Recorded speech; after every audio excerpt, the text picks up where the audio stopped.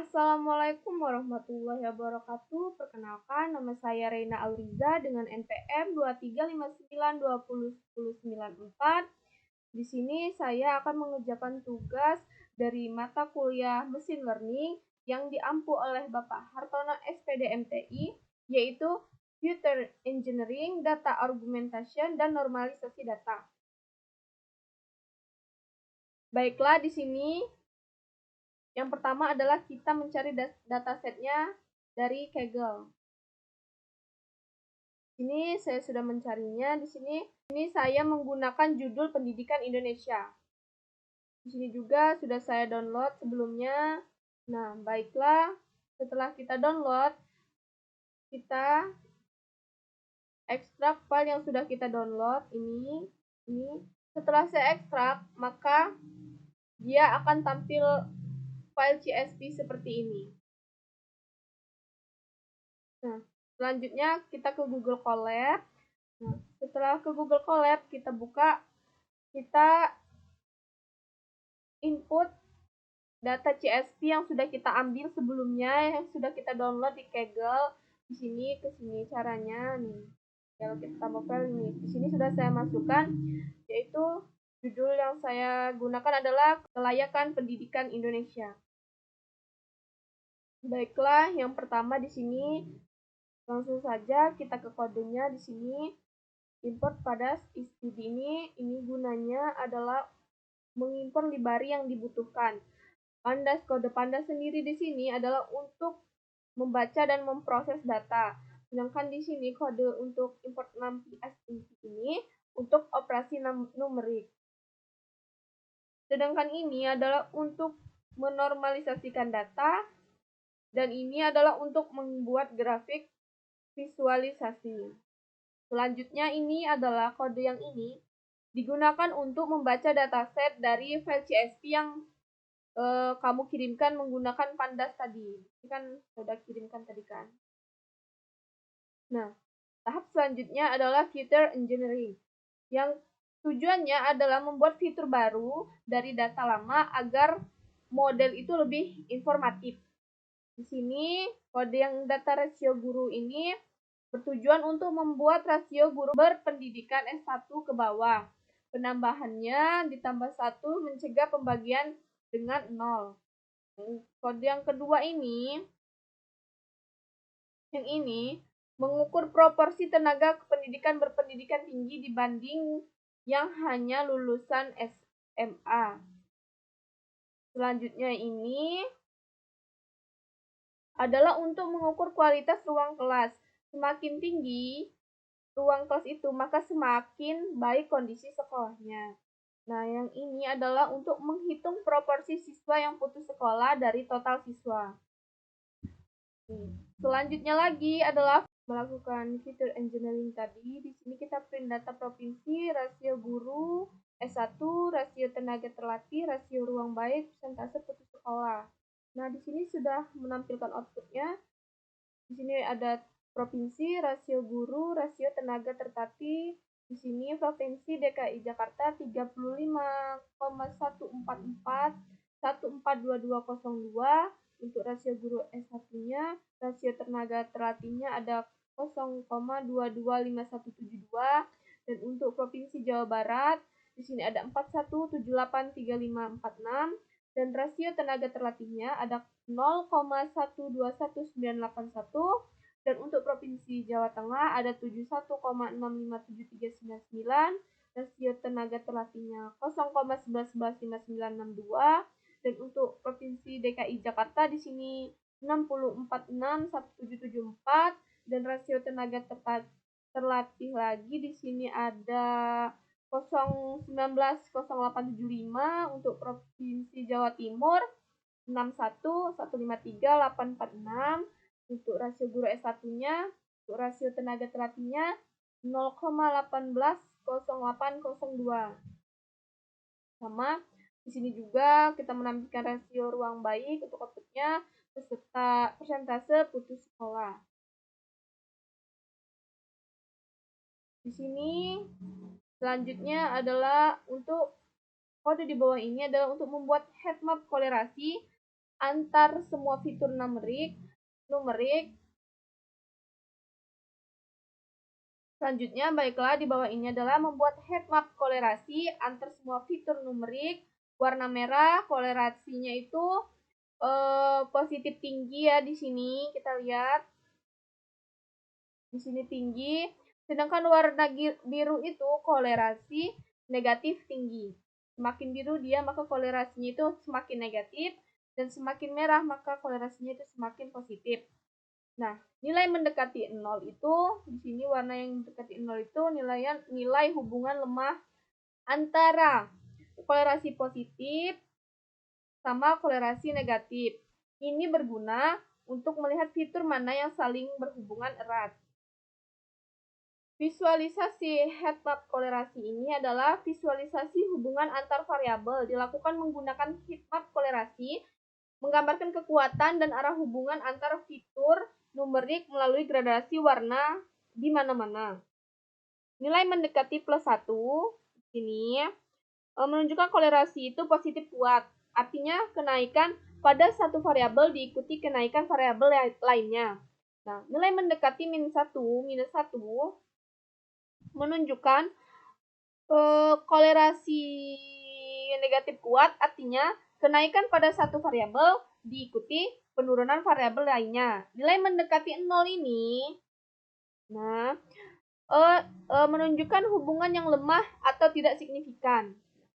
Hasil analisis kolerasi ini sendiri berdasarkan hasil heat map kolerasi yang dihasilkan dari dataset ini diperoleh beberapa temuan penting sebagai berikut. Nah, di sini variabel seperti sekolah, siswa, guru, ruang kelas, baik, dan rombongan belajar memiliki kolerasi positif yang sangat tinggi, kurang lebih 90%. Nah, hal ini menunjukkan bahwa provinsi dengan jumlah sekolah yang banyak umumnya juga memiliki jumlah siswa yang banyak, serta ruang kelas yang banyak. Dengan kata lain, variabel ini menggambarkan skala besar dan kecilnya sistem pendidikan di suatu daerah. Nah, selanjutnya ini kita beberapa variabel turunan hasil fitur engineering menurunkan hubungan yang signifikan terhadap persentase putus sekolah. Rasio guru S1 ini memiliki kolerasi 72 terhadap persentase putus sekolah, artinya semakin tinggi proporsi guru berpendidikan S1, semakin rendah tingkat putus sekolah. Hal ini menunjukkan bahwa kualitas tenaga pengajar sangat berpengaruh terhadap keberlangsungan pendidikan siswa. Nah, di sini rasio tenaga terlatih minus 0,29% atau negatif 0,29% terhadap persentase putus sekolah.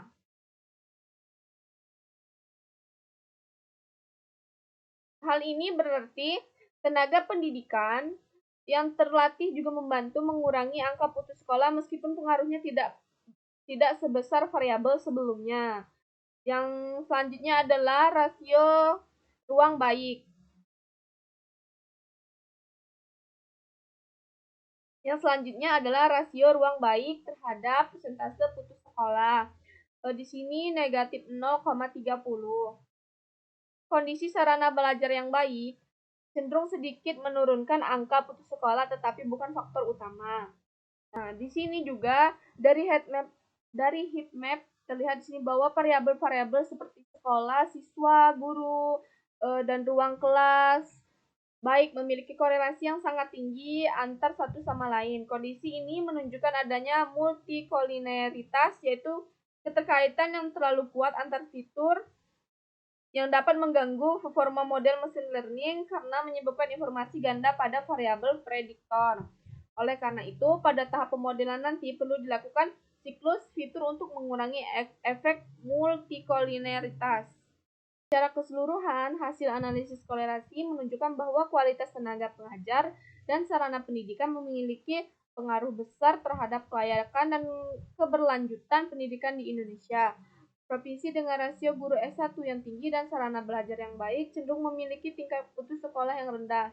Hasil ini menjadi dasar penting untuk langkah berikutnya, yaitu melakukan pemodelan mesin learning dengan fitur-fitur yang lebih relevan dan inovatif. Nah, selanjutnya ada kode yang ini adalah membuat box plot untuk melihat sebaran dan skala tiap fitur sebelum normalisasi. Kita bisa lihat mana fitur yang punya rentang besar atau perlu distandarkan. Ini hasil visualisasi distribusi data sebelum dinormalisasikan. Nah, di sini sumbu X ini berisi berbagai fitur atau kolom dalam dataset, misalnya sekolah, siswa, mengulang, putus sekolah, dan sebagainya.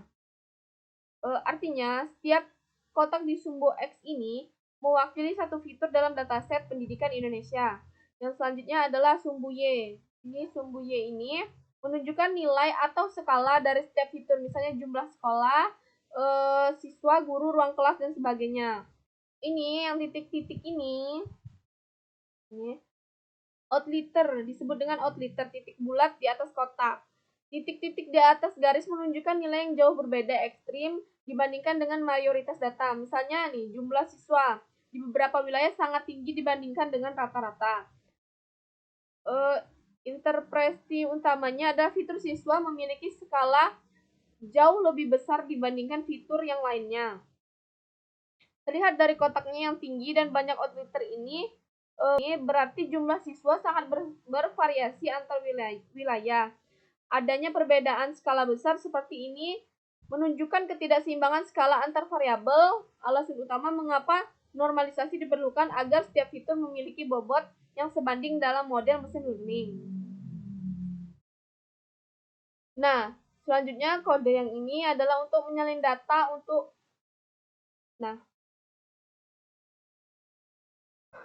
selanjutnya kode yang ini adalah untuk menyalin data. Untuk membuat versi argumentasi, kita hanya ambil kolom numerik agar mudah menambahkan variasi, menambahkan noise kecil kurang lebih 2% pada data numerik menggunakan distribusi normal. Tujuannya memperbanyak variasi dan membanyak variasi data tanpa mengubah pola besar, membantu model menjadi lebih general. Selanjutnya adalah kode ini adalah untuk menggabungkan data asli dan data argumentasi, dataset jadi 2 kali lebih besar. Ini setelah diargumentasi totalnya jadi 78 baris. Nah, selanjutnya adalah melakukan normalisasi supaya setiap kolom numerik punya nilai antara 0 dan 1. Ini penting untuk mencegah fitur dengan skala besar mendominasi model. Ini selanjutnya adalah kode ini adalah untuk menampilkan 5 baris pertama dari data frame data setelah dilakukan normalisasi fitur numerik. Nah, ini setelah kita running muncul seperti ini. Setelah dinormalisasi maka dia muncul 5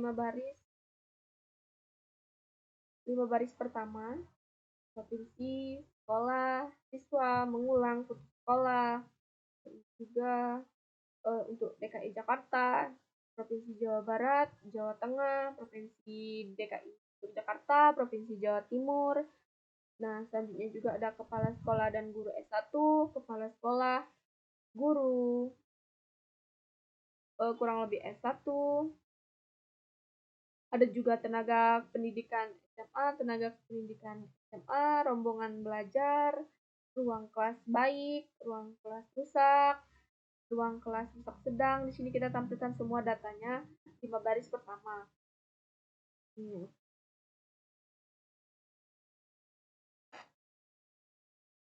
Tampilkan box plot lagi setelah normalisasi. Hasilnya semua fitur sekarang punya rentang seragam 0 sampai 1. Nah, di sini adalah hasil visualisasi distribusi data setelah dinormalisasikan. Nah, di sini makna dari box plot ini, setiap kotak box ini mewakili distribusi dari satu variabel. Nah, garis tengah ini, median di dalam box ini menunjukkan nilai tengah data. Bagian bawah atas box ini, bagian bawah dan atas ini adalah kuartil Q1 dan kuartil Q3. Nah, ini bagian whisker bawah, ini whisker atas dan ini whisker bawah ini fungsinya adalah menunjukkan tentang data normal tanpa outlier. Nah, di bawah ini yang titik-titik di luar ini adalah outlier, yaitu nilai yang jauh lebih tinggi atau rendah dari mayoritas data. Selanjutnya adalah kita interpretasi para variabel utama. Di sini adalah sekolah dan siswa. Nilai cenderung kecil, median di bawah 0,2. Ada outlier sedikit di atas 0,5 sampai dengan 1. Nih, outlier. Artinya, distribusi jumlah sekolah dan siswa merata, tidak terlalu banyak variasi antar wilayah. Adalah mengulang dan putus sekolah. Di sini median lebih tinggi daripada siswa, sekitar 0,25 sampai dengan 0,3. Sebaran cukup lebar hingga mendekati 1. Banyak outlier menandakan di beberapa daerah angka mengulang atau putus sekolah sangat tinggi dibandingkan wilayah yang lain. Selanjutnya adalah kepala sekolah dan guru. Semua memiliki sebaran yang cukup. Semua memiliki sebaran cukup sempit dan semua ini memiliki sebaran cukup sempit. Data rata-rata rendah, median sekitar 0,2 sampai dengan 0,3. Ini menunjukkan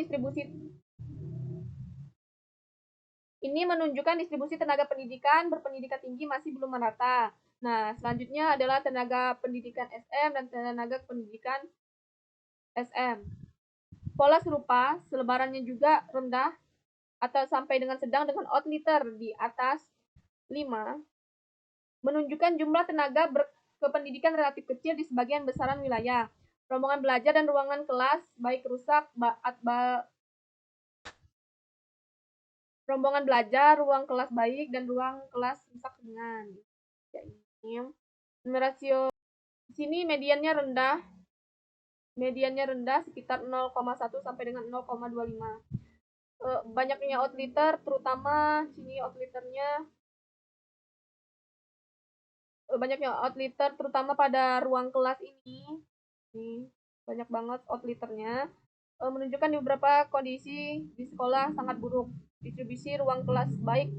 Di sini distribusi ruang kelas agak cukup stabil. Rasio guru S1 dan S2 di sini. Di sini rasio ruang kelas ini agak cukup stabil ya. Nah, selanjutnya adalah rasio guru S1 tenaga tertatih dan rasio ruang baik. Box lebih tinggi median sekitar 0,4 ini. Sebaran data lebar berarti ketimpangan antar wilayah cukup besar dalam hal kualitas guru, tenaga tertatih, dan fasilitas sekolah. Persentase putus sekolah median sekitar 0,25 dengan banyak outlier di atas 0,6 sampai dengan 1. Artinya, sebagian besar wilayah memiliki angka putus sekolah rendah, tetapi ada beberapa juga yang sangat tinggi.